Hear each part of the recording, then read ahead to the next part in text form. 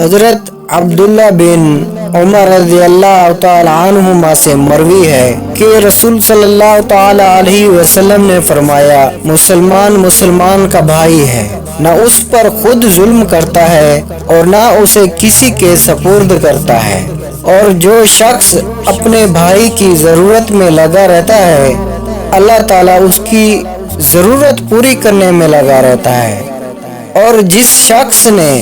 کسی مسلمان سے کسی تکلیف کو دور کیا اللہ تعالیٰ اس سے قیامت کی تکلیف میں سے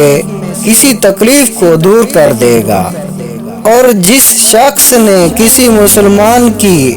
پردہ پوشی کی اللہ تعالیٰ قیامت کے دن اس کی پردہ پوشی کرے گا۔ حضرت معاذ بن جبل رضی اللہ تعالی عنہ سے مرفوع مروی ہے،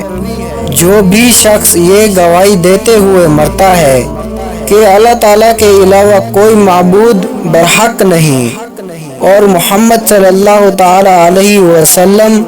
اللہ کے رسول ہیں، اور یہ بات پختہ یقین کے ساتھ کہتا ہے تو اللہ تعالیٰ اسے بخش دے گا۔